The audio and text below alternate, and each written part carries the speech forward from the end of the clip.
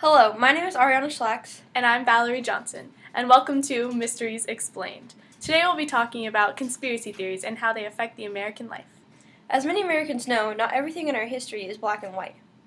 This country's past is full of secrets, cover-ups, and lies. In the next few minutes, we will attempt to enlighten you, the American people, of all the possible lies that you have been told and the possible truths that you have been missing out on.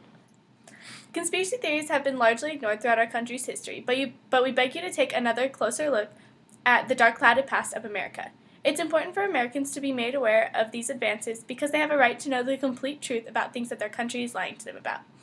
If it was found that any one of these theories could be proven true, the impact could shatter U.S. history as we know it. Our first topic of discussion will be the assassination of John F. Kennedy. It was all over in a few seconds, but the assassination of John F. Kennedy on November 22, 1963 has generated 5 decades worth of analysis and sometimes doesn't quite add up. One topic that triggered large amounts of debate was the magic bullet theory. Lee Harvey Oswald, the supposed lone shooter, fired only 3 bullets in Dallas, but he killed JFK and badly wounded Governor John Connally, who was sitting in the front seat of the limo. The Warren Commission came up with the single bullet theory, claiming both men were hit by the same bullet that entered JFK's upper back, exited his throat, and then struck Connally, breaking a rib and shattering his wrist, and finally coming to rest in his thigh. Many skeptics say the trajectory was unlikely and renamed it the magic bullet theory. This led many skeptics to believe that more than one shooter was involved. Most JFK conspiracy theories pivot around the idea that Oswald wasn't acting alone. When the president was hit by the bullet that killed him, the motorcade was passing a grassy knoll on the side of Elm Street. Newspaper photographs record that shortly after the shooting, police arrested 3 hobos found in a railroad car behind the knoll. Because the men were clean-shaven and well-dressed, there was speculation that they were CIA assassins.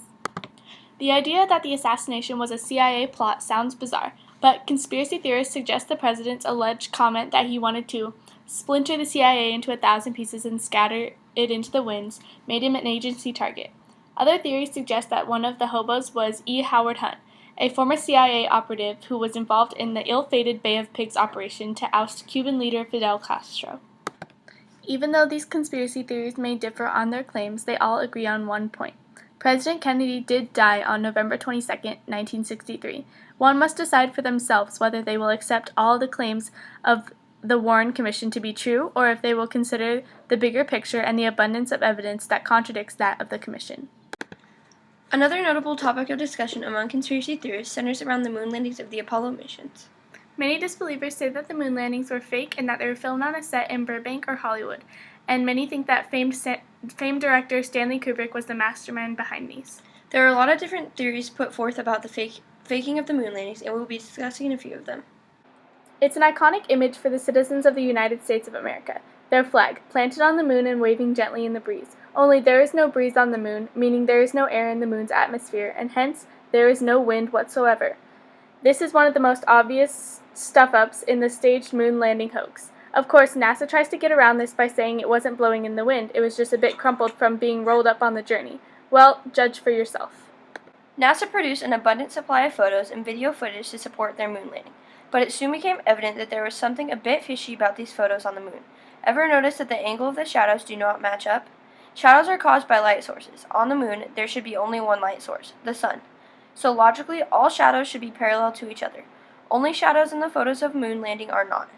In fact, the shadows in many of the photos run in different directions. It's almost as if the shadows are caused by, yes, multiple lights on a film set.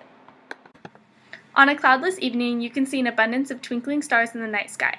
Surely from the moon, with its lack of clouds and complete absence of artificial light, you should be able to see even more stars with the naked eye.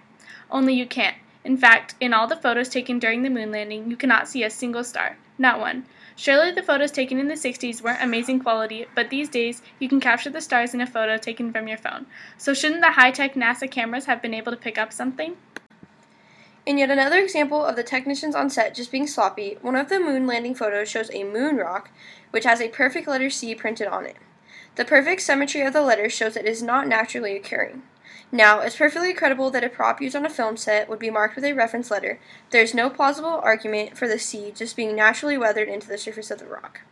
As a result, NASA came up with a different, though no less implausible, explanation for the rock with the C. According to them, it's a stray hair. When the photos were published, of the Apollo 12 moon landing, many people noticed something a tad unusual reflected in the shiny helmet of an astronaut. It appeared to be something hanging from a wire or perhaps a rope. In fact, it looked suspiciously like an overhead spotlight, the kind you see used in Hollywood movie studios.